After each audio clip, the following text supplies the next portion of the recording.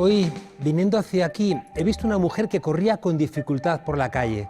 Sus piernas no estaban para una maratón, parecían débiles, pero con mucha firmeza se ha lanzado a cruzar la acera. Ha saltado entre los coches por un sitio peligroso, tenía los ojos perdidos y solo veía el autobús verde que estaba casi llegando a la parada. Quería alcanzarlo a como fuera. Tenía la cara angustiada y podía haberla atropellado un coche, no parecía verlos. El autobús ni siquiera ha hecho ademán de detenerse. Ella, al revés, se ha quedado petrificada en mitad de la rotonda cuando ha entendido que su esfuerzo era en vano. Ha obligado a frenar un coche, pero ella solo tenía pensamientos para su fracaso. Seguramente llamar a un taxi no estaba en ningún plan posible. No tenía aspecto de tener mucho dinero. Era el autobús, ese, el que ni siquiera se ha detenido en la parada. He pensado en la falta de empatía del conductor.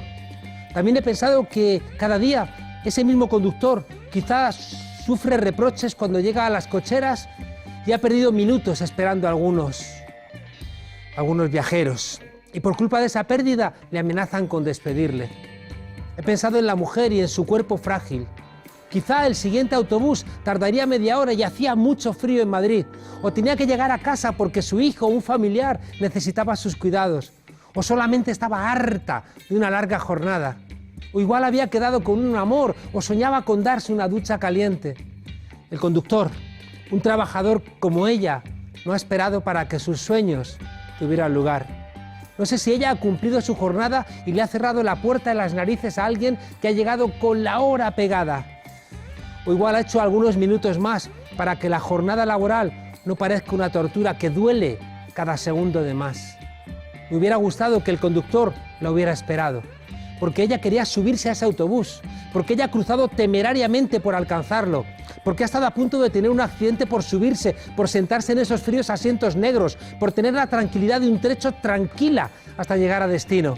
Seguro que el conductor tenía razones para no esperar, protocolos fijos, el mismo caso todos los días en cada parada, amenazas de despido por parte de otro trabajador con un poquito más de responsabilidad, que le pagan un poquito más por hacer esas cosas.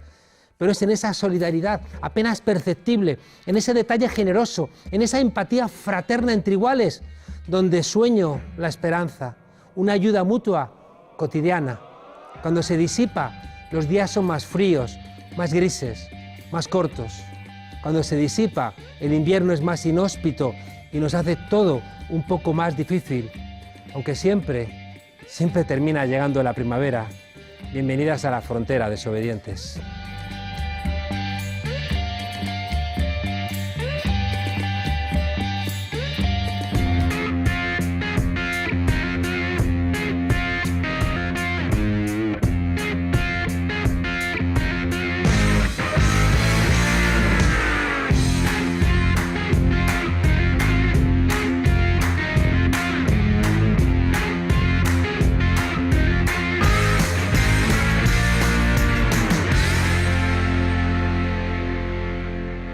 Faz 30 anos que esse país saiu de uma ditadura. Muita gente morreu, muita gente foi torturada. Tem mãe que não conseguiu enterrar seu filho até hoje. Outro dia eu conversava com meu sogro e ele contava das torturas que sofreu durante a ditadura militar. Faz 30 anos, mas eu acho que a gente nunca esteve tão perto disso que aconteceu naquele momento. Se nós estamos aqui hoje podendo discutir o futuro do Brasil, é porque teve gente que derramou sangue para ter democracia. Quando eu nasci, o Brasil estava numa ditadura. Eu não quero que as minhas filhas cresçam no país com uma ditadura. Sempre começa assim, com arma, com tudo se resolve na porrada, que a vida do ser humano não vale nada. Eu acho que nós temos que dar um grito nesse momento, botar a bola no chão e dizer ditadura nunca mais.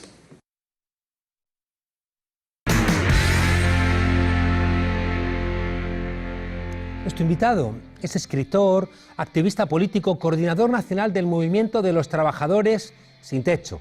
La lucha contra las desigualdades es quizá su principal objetivo. Tuvo un papel central en la resistencia democrática al golpe de 2016 y junto al MTST ha logrado que 20.000 familias tengan un techo. A los 20 años dejó la casa de sus padres, una casa acomodada, para vivir y actuar en una ocupación sin techo en la zona metropolitana de Sao Paulo. Ha sido el candidato más joven a la presidencia de la República de la historia del Brasil. Desde las jornadas de junio de 2013 y en especial tras el encarcelamiento de Lula da Silva, nuestro invitado se ha destacado como uno de los mayores líderes políticos brasileños. No tiene miedo, en un Brasil donde cada vez todo da más miedo. Y me alegra mucho decir que lo siento como un hermano y como un amigo. Guillermo Boulos, muchas gracias por estar aquí en La Frontera. Muchas gracias, Monedero, por la invitación. No, un placer. Oye, contra el Mundial de Fútbol de 2014 llevasteis al movimiento de los sin techo a un lugar de visibilidad política. Es verdad, el Mundial se ha marcado para el mundo por el 7-1 que Brasil ha sufrido de Alemania. Pero para los brasileros, sobre todo para los más pobres, el Mundial ha dejado un señal, un rastro de desalojos, de especulación inmobiliaria, de expulsiones y no un legado positivo para los más pobres. Por eso el Movimiento de los Trabajadores Sin Techo ha organizado en aquel momento manifestaciones no contra el Mundial en sí mismo, sino contra los efectos del Mundial para los pueblos periféricos. Porque a la gente popular le gustan los mundiales. Sí, a todos nosotros nos gustamos. Gusta el fútbol. 7-1, por supuesto que no, pero a nosotros nos gustan los mundiales. Y no os olvidasteis de ocupar también la sala de la presidencia, ¿no? Sí. De la República en Sao Paulo. Eso es, porque eso ya en el gobierno golpista de Temer, porque él ha encerrado, ha quitado con los programas habitacionales, con los programas de viviendas sociales en Brasil, y el Movimiento de los Trabajadores Sin Techo se ha organizado para que los programas y los presupuestos volviesen. Y por eso hubo esta ocupación de entre muchas otras. Fuiste una de las personas que estaba en contra de que Lula se entregara. Es verdad, Monedero, porque el juicio de Lula no fue un juicio justo, fue un juicio político, ¿no? Creer en las instituciones, creer en la justicia, bueno, la justicia tiene que hacerse creer también. Y lo que se ha pasado con Lula fue evidentemente una trampa política para sacarlo del proceso electoral. Hoy todos lo sabemos, con la indicación del juez Moro a ministro de Justicia de Bolsonaro. Bueno, es lo mismo, hubo esta metáfora en Brasil, que en un juego Real Madrid contra Barcelona, que el juez del juego, el árbitro, como que marque 3 penaltis a favor del Real Madrid, y al fin del juego el dueño del Real Madrid lo ponga para ser el entrenador del equipo. Algo así. Sí que es verdad que, sabes que estuve en la cárcel visitando a Lula en Curitiba y lo vi fuerte porque él entendía por qué estaba allí.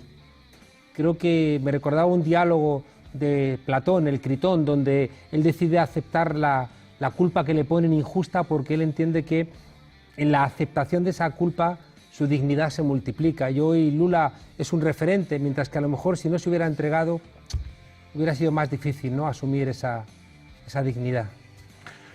Yo no lo sé, porque el sentimiento de injusticia de su juicio se quedó fuerte en la población brasilera, ¿no? Entonces, respetamos, por obvio, la opción de Lula, y en el momento que estaba allá en el sindicato de los metalúrgicos, la respetamos también. Pero lo que se pasa en Brasil, y ahora se va lamentablemente profundizar con la elección de Bolsonaro, es una grave crisis democrática.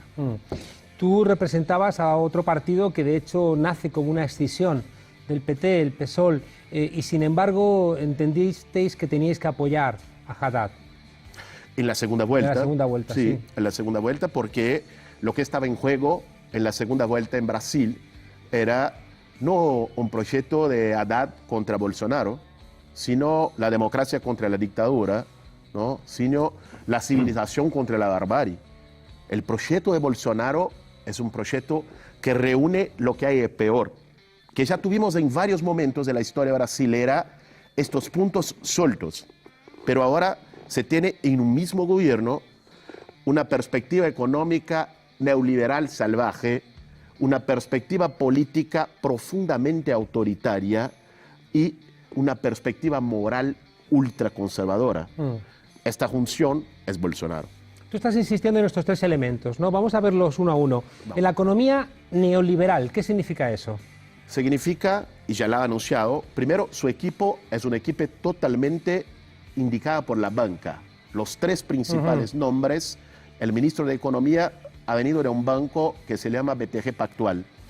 El presidente del Banco de Desarrollo, Levy, que lamentablemente ha sido ministro de Economía de Dilma, ha venido de Bradesco. Y el otro, el presidente del Banco Central, es de Santander. Ese es un punto. Segundo punto, una propuesta de quitar derechos laborales más grave que la de Temer, ¿no? Sacar a todos. Bolsonaro insiste en eso, mismo en la última semana. El neoliberalismo necesita hacer políticas antilaborales, es una constante, ¿no? Contra los sindicatos. La jubilación. Claro. Propone un modelo de jubilación que es el modelo chileno de capitalización de Pinochet, ¿no? La política económica de Bolsonaro nos recuerda mucho la política económica de Pinochet en Que aquí Chile. la plantea también la derecha, es decir, que desaparezcan las pensiones públicas y que al final lo que ahorres sea lo que puedas disponer cuando si seas tiene plata, viejo. tiene jubilación. Si no tiene plata, se muere. Claro. Eso es. En términos económicos y además la privatización general. En Brasil aún se tiene, a pesar de los 90, a pesar de Temer, de un desierto neoliberal que hemos sufrido, aún se tiene importantes empresas públicas en sectores estratégicos. Petrobras en el petróleo, 2 bancos públicos fuertes, aún se tiene en la electricidad, eso se tiene. Y Bolsonaro lo quiere privatizar a todo. Absolutamente todo. Claro, ese tipo de políticas solamente se pueden imponer con mucha presión sobre los sectores populares que protestan y eso genera el segundo elemento, ¿no? Es verdad. Que es el autoritarismo. Están ligados entre sí, por supuesto. En términos del autoritarismo, nos preocupa muchísimo, y esta gira que estoy haciendo ahora por Europa, por invitación del Podemos, tiene que ver con eso, con hacer una denuncia de los riesgos a los movimientos sociales, a las oposiciones y a las libertades democráticas en Brasil. Bolsonaro ha declarado poco antes de su victoria que los opositores, los rojos, nos llama... Los vermelhos, sí, los rojos. vermelhos, tienen 2 opciones, el cárcel o el exilio. ¿No? Su hijo ha dicho incluso en un video, que es un diputado de su grupo político, su hijo, que es muy fácil cerrar la Suprema Corte. Solo 2 soldados lo hacen. No hace falta de más nada.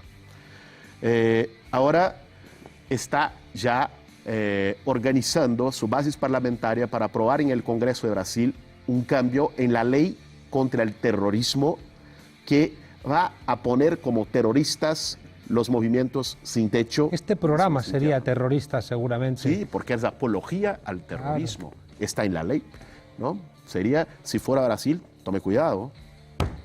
Y sin contar y sin olvidarnos el asesinato de compañeras tuyas como Mariel. Claro. No, terribles. Con una violencia política atroz. ¿Sabe lo que se pasa, Monedero? Cuando tuvimos la dictadura militar en Brasil, en 1968 ha tenido un decreto de los militares que se ha llamado Acto Institucional número 5. Este acto ha cerrado al Congreso, ha ponido censura a la prensa, ha iniciado un proceso durísimo de torturas y persecución a los opositores políticos del régimen. Cuando se fue a firmar, en una noche, se fue a firmar el acto, una única persona del gobierno, un civil, se llamaba Pedro Aleixo, se recusó a firmar. Y le preguntaron los militares, ¿no confía en nosotros? Y le ha contestado Pedro Aleixo, en vosotros yo confío, yo no confío en el guarda de la esquina. ¿Qué pasa? Cuando el mensaje desde arriba es un mensaje de violencia, esto como que da un salvoconducto. Permea hacia abajo, claro. El asesinato de Mariel, incendios a ocupaciones, asesinatos de 2 militantes del Movimiento Sin Tierra en la última semana, es como si todo fuera permitido. Claro. Entonces, modelo neoliberal, autoritarismo en lo político y el tercer elemento es un conservadurismo. Un conservadurismo moral difuso que, por ejemplo, se pone en un proyecto que han llamado Escuela Sin Partido, que defiende que los currículos escolares no puede haber un debate sobre género, sobre sexualidad, sobre estos temas, Y algunos pretenden poner la religión como un tema en la enseñanza, un tema obligatorio. El ministro de Educación, indicado por Bolsonaro, ha abiertamente proponido que los estudiantes filmen con sus teléfonos a las clases de los profesores para evitar la adoctrinación de la izquierda y denunciar a los profesores. Es nazismo, de los años 30. Eso es. Clarísimos. Hitler tropical. Sí, sí. Hay un elemento que sigue sin ser muy explicable, ¿no? ¿Por qué las víctimas han votado a su verdugo? Monedero, creo que hay 3 puntos en la elección de Bolsonaro que es necesario comprenderla, no solo para comprender lo que se pasa en Brasil, sino para comprender lo que se está pasando en el mundo, porque Bolsonaro no es un fenómeno brasilero, solamente lo sabemos. Primero, Bolsonaro ha conseguido ponerse como un outsider. La imagen que se ha creado es de alguien que, delante del rechazo a la política, de la crisis de representación en Brasil, Bolsonaro sería alguien desde afuera que iría a poner fin a la corrupción y organizar la política. Es el típico insider que parece un outsider, ¿no? El típico, porque es diputado hace 30 años. 30 años siendo cargo político. Claro, y con históricos nada muy limpios, yo diría. Pero ese es un punto, el rechazo al sistema político, la crisis democrática en Brasil. Bueno, Bolsonaro supo canalizarla, ¿no? O estuvo en condiciones, lo pusieron en condiciones de canalizarla.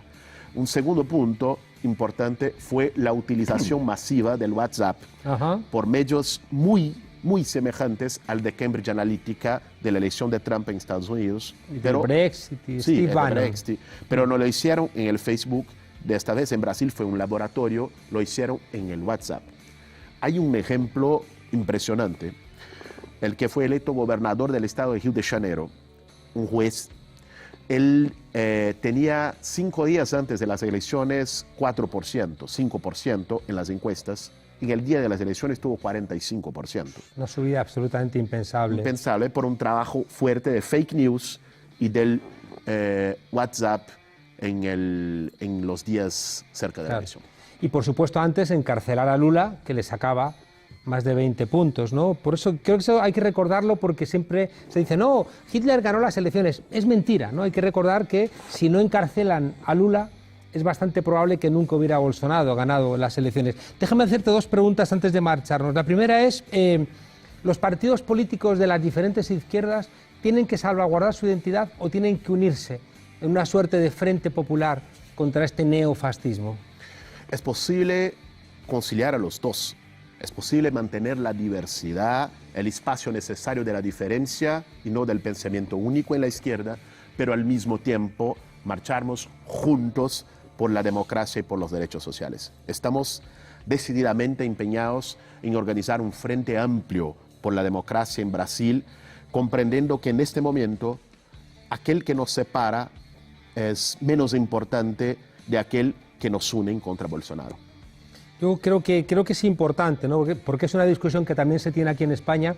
La construcción de un frente popular unido frente al fascismo rearma al propio fascismo, rearma a las fuerzas de la derecha, mientras que mantener la identidad, por un lado, a los militantes de las diferentes fuerzas les hace saber que siguen apoyando a su partido y al mismo tiempo que su voto es útil, ¿no?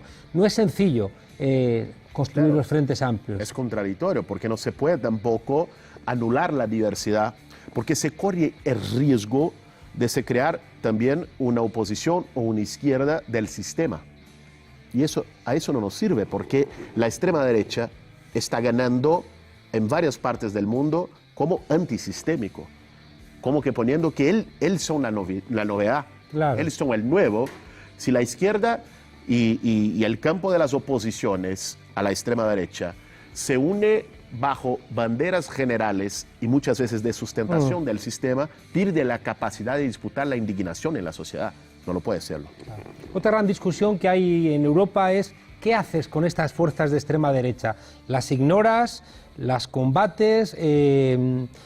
¿Atiendes a las causas que las generan? Siendo esto último parece lo más sensato, pero reclama mucho más tiempo, claro, y muchas más capacidades para poder hacerlo.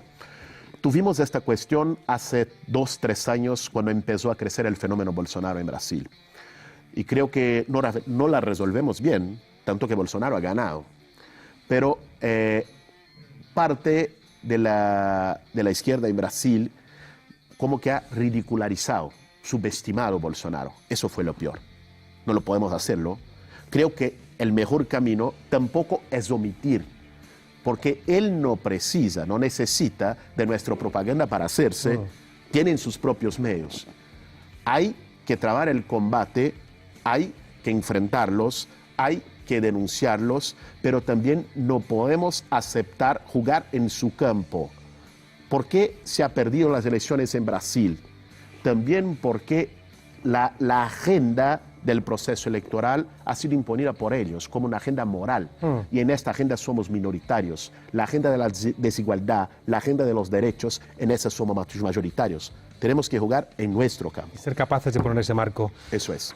Guillermo, mucha suerte en tu gira. Creo que la suerte de Brasil también es la suerte de Europa. Y por tanto, te deseamos mucha suerte. Te mandamos un abrazo a todos los compañeros y compañeras. Y desde aquí vamos a estar muy atentos a todo el desarrollo, porque creo que si a partir de la toma de posesión en enero de Bolsonaro hay esa involución democrática, afecta a todo el continente y afecta a todo el mundo. Así que vamos a estar muy atentos. Muchísimas gracias, Monedero. Y como ha dicho en su monólogo mismo, los inviernos más severos preparan la primavera. Tenemos que tener esperanza. Muchas gracias, Guillermo. Muchas gracias, hermano. Hasta pronto. Yeah. Lolo, ve con todo lo que tengas. O que você faria se você tivesse filho gay? Isso nem passa pela minha cabeça que tiver uma boa educação. Fui um pai presente, então eu não corro esse risco. Auxilio, me desmayo. Cállese, viejo lesbiano. Qué duda cabe que la situación de Brasil es algo que preocupa y afecta a todos los países de la región latinoamericana. Esta misma mañana, Bolsonaro ha anunciado que no invitará a su asunción a los presidentes de Venezuela y de Cuba, rompiendo una tradición de integración regional que estaba por encima de este tipo de comportamientos que lo que buscan sobre todo es agradar a los Estados Unidos, y señala cuál va a ser su política exterior. Para hablar de la actualidad en Latinoamérica nada mejor que contactar con nuestro amigo Pedro Briego, nuestro corresponsal en América Latina. Pedro, buenas tardes, buenas noches. ¿Cómo estás? ¿Qué tal? Un gusto conversar contigo, Juan Carlos. En realidad hay un cruce de cartas y de tweets de la utilización de las redes sociales respecto de lo que va a ser el 1 de enero la posición de Jair Bolsonaro como presidente de Brasil, porque Brasil formalmente en principio sí invitó a Venezuela y después recibió una respuesta por parte del gobierno de Venezuela de que no iban a ir a la asunción de Jair Bolsonaro, y a raíz de esto, desde la Cancillería brasileña deciden desinvitar al gobierno de Venezuela y lo extienden también hacia el gobierno de Cuba, que es parte de la ofensiva política que mencionábamos la semana pasada, que está decidido a llevar adelante el presidente de Brasil respecto de Cuba, Venezuela y Nicaragua. Por eso era tan importante mirar lo que fue la semana pasada, esa primera cumbre conservadora que organizaron en Brasil, que organizó básicamente en Brasil Jair Bolsonaro a través de su hijo, y donde estuvo representado un político de la extrema derecha chilena, José Antonio Kast, que fue candidato a la presidencia de Chile y que reivindica a Pinochet, que hubo gente de la Argentina, básicamente de Brasil, un mensaje de Álvaro Uribe de Colombia. Son las cosas que hay que prestar atención. Claro, sobre todo porque los comentarios belicosos que vienen tanto desde Colombia como de Brasil con Bolsonaro, bueno, pues justifican también pues esa queja a veces constante, ¿no?, de Venezuela, de intentos, ¿no?, de construir allí una suerte de Siria, una suerte de Libia. Sí, uno no sabe muy bien cuál va a ser la táctica a priori que va a utilizar el presidente de Brasil. Justamente en estos días salió publicada un artículo del ex vicepresidente de los Estados Unidos, Joe Biden, que él dice que Estados Unidos tiene que intervenir más en América Latina, y lo dice el ex vicepresidente de los Estados Unidos. Está claro que Estados Unidos está interviniendo fuerte en América Latina y que su principal objetivo es Venezuela, Cuba y Nicaragua, aunque lo de Nicaragua tiene sus contradicciones, como ya hemos analizado. Lo que pasa es que aquí aparece un gigante latinoamericano como Brasil, que está dispuesto a poner en la agenda latinoamericana el tema de Venezuela, en sintonía con un aliado que tiene y que hay que prestarle atención, que se llama Luis Almagro, secretario general de la OEA, uruguayo él, que fue canciller de Pepe Mujica, que dio un giro de 180 grados en la política del Frente Amplio Uruguayo, y de ser un gran defensor de Cuba y de tener vínculos con Venezuela, se convirtió casi, te diría, en un aliado de la extrema derecha cubana y estadounidense, que incluso dijo que no descartaba una intervención militar en Venezuela, lo que motivó que este fin de semana se lo expulsara por unanimidad del Frente Amplio, que recordemos es la coalición de gobierno en Uruguay. Sí, sí, y ha hecho unas declaraciones él muy desafortunadas, queriendo justificar ese hecho que no deja de ser bochornoso, ¿no? De que se ha expulsado por un comportamiento que prácticamente visto de un espectro muy amplio de la política latinoamericana, criticando el comportamiento de este señor, que ha llegado hasta España, ¿no? Ha sido también él muy insultante con el papel de mediador que intenta jugar José Luis Rodríguez Zapatero. Es que es realmente muy similar lo que ha pasado con Luis Almagro, más allá de las interpretaciones psicológicas, que creo que no las puedo hacer yo, obviamente, de qué pasó con una persona que fue 5 años canciller de Pepe Mujica, que fue embajador de Uruguay, y de la noche a la mañana se convierte en un acérrimo enemigo de Cuba y de Venezuela, llegando incluso a alentar públicamente una intervención. Y si uno revisa los tweets de Luis Almagro, que es su manera habitual de comunicar, va a encontrar que 80-90%, y no exagero, Juan Carlos, 80-90% está dedicado a Venezuela, como si el único problema de América Latina fuera Venezuela. Entonces, claro, tiene la colaboración de medios de comunicación latinoamericanos y europeos, se instala como que el único problema de la región es Venezuela, y entonces de esta manera se genera un consenso para legitimar incluso una intervención militar en Venezuela. Y recordemos que Brasil tiene frontera con Venezuela, y recordemos que plantarse como presidente de Brasil con un discurso que parece extraído de hace 50 años respecto de la Guerra Fría que tiene Jair Bolsonaro es preocupante. Ya. ¿Se espera algo positivo de la reunión de mañana en Montevideo del Mercosur? No creo. El Mercosur es un organismo regional que está, no te voy a decir muerto, pero está muy herido, porque hay una decisión política de no reforzar los organismos regionales que mantengan una independencia respecto de los Estados Unidos. Mercosur durante los años anteriores, la UNASUR, donde están todavía, aunque está paralizado, los 12 países de América del Sur, la CELAC, la Comunidad de Estados Latinoamericanos y Caribeños, donde está Cuba y no está en Estados Unidos, son todos organismos regionales que las derechas latinoamericanas no quieren reflotar, no las pueden destruir del todo, pero las tienen, como decimos nosotros, congeladas. Están en el congelador, se mantienen ahí, les quitamos todo aviso de legitimidad, no intervienen, y rescatamos otra vez la OEA, la Organización de Estados Americanos, con la presencia de Estados Unidos, claro, que además fue un organismo regional creado en 1948 para impulsar la política de Estados Unidos a nivel regional. En fin, el Ministerio de Colonias de los Estados Unidos, como lo llamó el Che Guevara. Pedro, muchísimas gracias, y a ver si recuperamos esa posibilidad de alguna noticia luminosa del continente latinoamericano, que si no nos llenamos de tristeza. Un abrazo muy fuerte. Un abrazo grande para ustedes. Hasta pronto. Lolo, ve con todo. Me encanta la falange total. La falange española. Sí, de las Hons. Y de las Hons. Bueno, ahí también me cago yo. Yo me cago también. Soy falangista.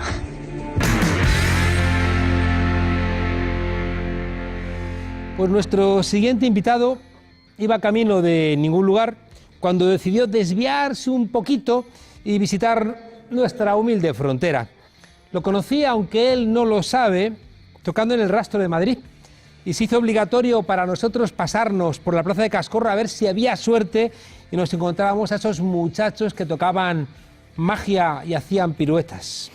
Su oficio es recoger cosas por el suelo y transformarlas en versos.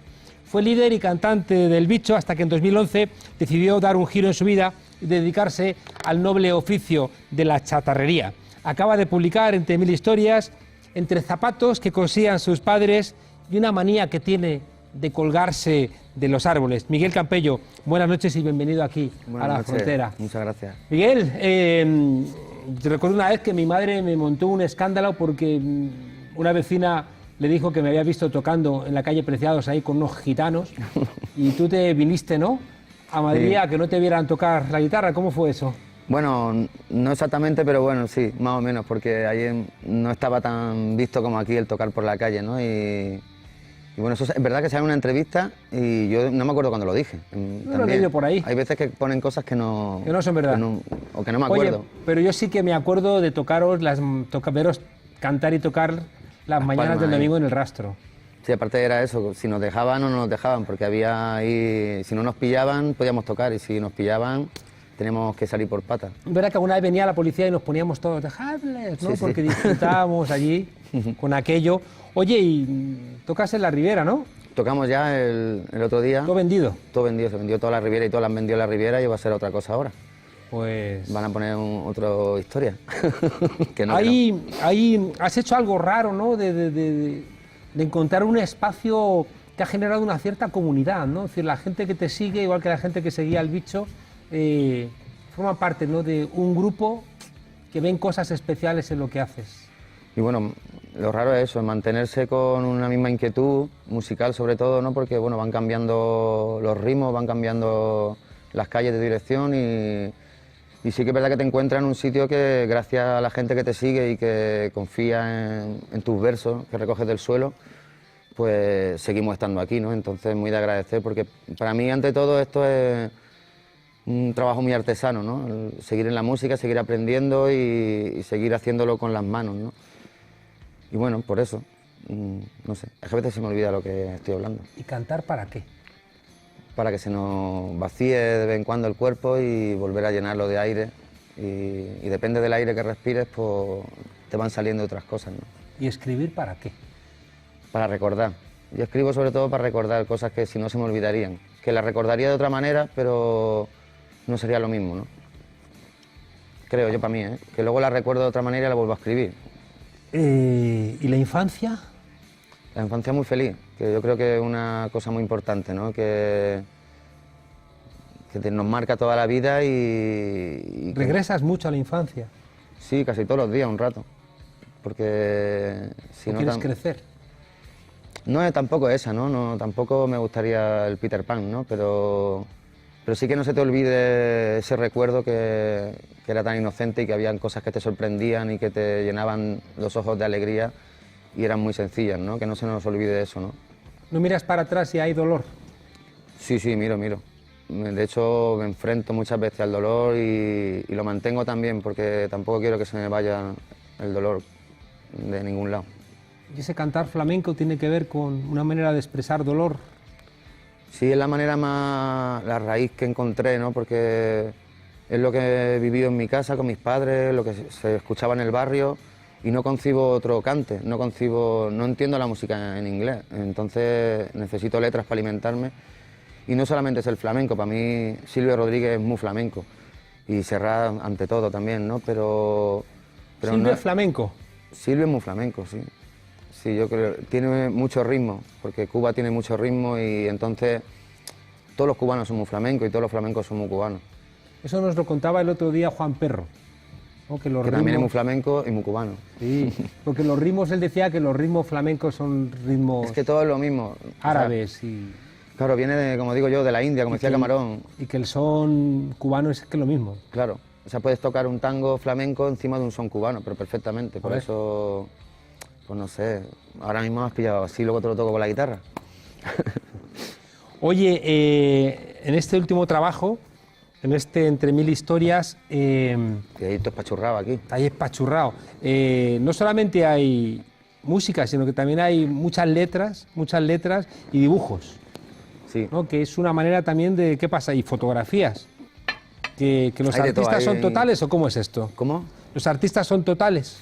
Pues yo creo que cuando estás escribiendo y no sabes qué poner, pues acabas haciendo unas zapatillas colgando un cable o cosas así, ¿no? Entonces forma parte también de esas libretas que, bueno, yo creo que todo el mundo que escribe pinta y que el que pinta, más allá de eso, creo que hasta el que puede observar bien la vida debería de pintarla de vez en cuando, ¿no? Aunque Yo se las- nos dé mal. Las zapatillas colgadas del cable O se nos dé bien. me recuerdan Sí, a Jungle Fever, una película del Spike Lee, ¿no?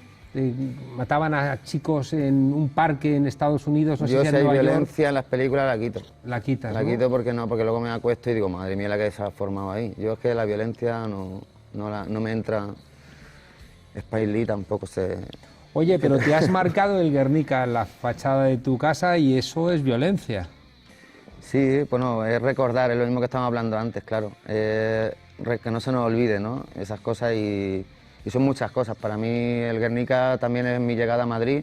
Yo me refugiaba en el Reina Sofía porque hacía frío y me metía arriba en la biblioteca que hay, bueno, una biblioteca que puede ver vídeos y todo, yo no sé si está aún, pero antes estaba.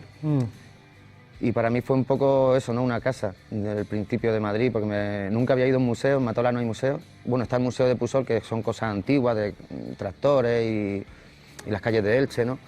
Pero un museo así con cuadros tan grandes, yo nunca había visto un cuadro tan grande.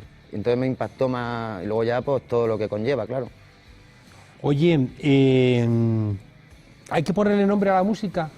Flamenco fusión, nuevo flamenco, no hace falta. Bueno, o sea, no sé, a lo mejor hay gente que sí que lo necesita para buscarlo, a lo mejor en el Spotify, dice a ver qué busco, ¿no? Entonces hay gente que pone flamenco fusión y tú te encuentras ahí, pues flamenco fusión, que a lo mejor no es el flamenco fusión que busca, pero sí que la gente tiene por costumbre ponérselo. En realidad es música, ¿no? Todo es música y lo puedes ver como música y poesía, no sé, pero sí que está esa cosa, ¿no? Que le ponen la etiqueta. A nosotros nunca nos ha gustado que nos clasifiquen como flamenco fusión porque flamenco nos sonaba muy grande y fusión es muy amplio también, ¿no? Entonces es música. Tú sabes que cuando yo estaba en Alemania, de repente me entró un ataque patrio y necesitaba escuchar música hace muchos años. Y yo quería escuchar a Carlos Cano y fui a la gran tienda de música en Berlín y pregunté la música española y me dijeron la segunda planta en la sección de música étnica. Yo dije, tú muerto, nazis, cabrones. El Carlos Cano era... Música étnica, y dije, cabrones, y Wagner, Universal, y nosotros música étnica. Sí, no, es que tenemos ahí el problemilla, claro. Hay un problema de cultura. Oye, ¿os conocisteis en la Escuela Popular de Música de Madrid, la gente del bicho? Sí, un día que yo venía de tocar en el metro, yo estaba ahí tocando por esa zona, y ya lo había visto por la calle la escuela y entré a preguntar, para que no vea, valía una pasta estudiar, ¿no? Y entre que no me gustaba mucho estudiar y valía una pasta, digo, mira, me las has puesto las dos a huevo. Pero aún así, la chica que estaba arriba, la encargada, me dijo, ¿tú eres el que toca en el metro? Y digo, sí. Y entonces ella pues había empezado también tocando en el metro y dice, mira, baja, que está en la clase de Guillermo Maquil, hay un combo montado de flamenco y por lo menos lo ves, ¿no? Y tal. Entonces bajé y no tenían cantador. Y yo había ido por la percusión, en verdad, más que por el cante. Y entonces Guillermo me dijo, ¿tú qué haces? Digo, yo pues canto, toco, tal, y a ver, canta. Y entonces le canté. A ver si es verdad. A ver si es verdad, A ver si es canta. verdad. Y le canté un trocito de una canción de Bambino y me dijo, tú te quedas aquí en el combo. Y ya me lo solucionó él, yo no me acuerdo ¿Cuál de cómo. Bambino? Pues creo que la pared. Ya allí está la pared que separa tu vida y la mía. Ya allí está la pared que no deja que nos acerquemos. Esa. Triste esa canción, ¿eh? Sí. Si es que todas las canciones antiguas, que como te pongas a analizarlas, dices, madre mía. ¿Por eso te has ido al campo? Por eso y porque me he criado ahí. Yo he nacido toda mi vida, me he criado sin ascensor, como siempre suelo decir. El ascensor para adentro. Para adentro. Un ascensor para adentro. Oye, y nos vas a cantar, ¿no? Sí, un trocito de una canción, que si no... Qué bueno. Tú me dirás. Oye, qué rápido se ha pasado todo. Yo quería que me contaras si en Murcia hay alguna suerte de virus que hace que se den tan buenos músicos en esa tierra. Pues no lo sé, pero sí que es verdad De que Murcia, hay el mucho Caldero. rock and roll. Yo soy de Elche también, ¿eh? O sea, yo nací en Elche, luego en Matola, luego... Pasa que mi antepasado era murciano, mi abuela era de Fortuna y mi abuelo de Molina de Segura. Y sí que hay ahí, claro que ahí es que salen como las naranjas y los Mucho melocotones. cante, ¿eh? Mucho cante en esa tierra. Oye, muchísimas gracias. ¿Has vuelto a tocar en la calle? Sí, pero de otra manera. Más organizado. No, yo, porque cojo la guitarra y me pongo un día que estoy esperando a alguien, a un colega, y cojo y toco, pero no... ¿Es posible a lo mejor eso que la gente va a un bar y de repente está ahí Miguel Campello tocando? Pues, la verdad es que últimamente cuesta eso, porque en los bares no dejan tocar. Madre mía. Y entonces la guitarra no es tan bien vista. Hay que cambiar eso, ¿eh? Hay que cambiarlo, Hay que recuperar los bares donde la gente toca. Sí, más que cambiarlo, es verdad que hay que recuperarlo. Que yo hace un tiempo que me fui de aquí y había más ambiente de eso. Mi adolescencia, mi juventud y mi universidad eran con los bares la gente tocando. Igual lo han cambiado de sitio, que también muchas veces cambian las cosas de sitio. Donde estaba el mercado Fuencarral han puesto otra cosa y no vean, aquello se lo han cargado para totalmente. Los hipsters. Esto es una locura. El pelo a 20 pavos. Gracias, tío. A vosotros. Ahora nos vas a tocar, vamos a escucharle y tú, mientras, pues, danos tiempo, Lolo. ¿Que queréis a España? Fachas. ¿Que queréis defender las fronteras de España, las paredes de vuestro hogar? Xenófobos y fachas. ¿Que os parece que la inmigración debe controlarse de alguna manera? Racistas y fachas. And I have seen what this kind of talk can do. I saw it in Berlin. I heard the same words we have heard today. But I was a fool then. I thought Nazis were crazy people, stupid fanatics. But unfortunately it was not so. You see, they knew that they were not strong enough to conquer a unified country. So they split Germany into small groups. They used prejudice as a practical weapon to cripple the nation. Of course, that was not easy to do. They had to work hard to do it. You see, we human beings are not born with prejudices. Always they are made for us, made by someone who wants something. Remember that when you hear this kind of talk. Somebody is going to get something out of it, and it isn't going to be you.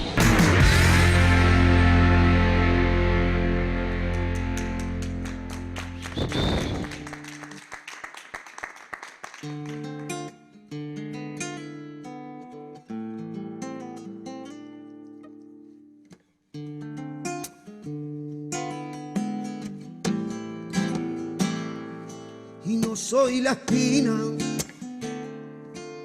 y que se clava y en tu costado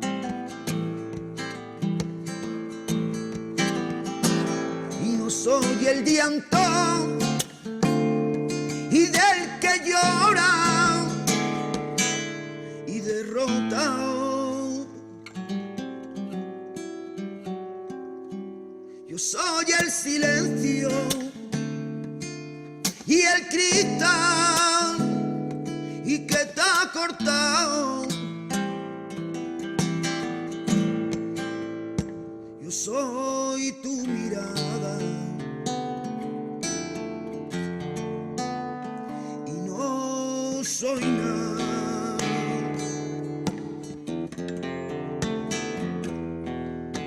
Y azul voy a pintar las tardes negras y el cielo será un mar lleno de estrellas y de miel serán tus besos, de miel la vela y que alumbran la oscuridad mientras tú duermas y soñamos juntos de mil maneras. Y es que nos dimos tanto y que tanto queda y fuimos el miedo y que en primavera tienen las hojas cuando el viento que se la lleva y que se la lleva pa'l sur. Y es que de azul voy a pintar las tardes negras y el cielo será un mar lleno de estrellas. Quizá al amanecer y se va contigo, pero al anochecer y se va con ella. Y a mí qué más me da, lere, lera. Y a mí qué más me da, le, la. Y a mí qué más me da, y qué más me da, y qué más me da, lere, lere, lere, lere, lere, lere, lere, lera. Gracias, hermano. Gracias, desobedientes. Hasta mañana. Gracias, Miguel Campello. Vosotros, muchas gracias.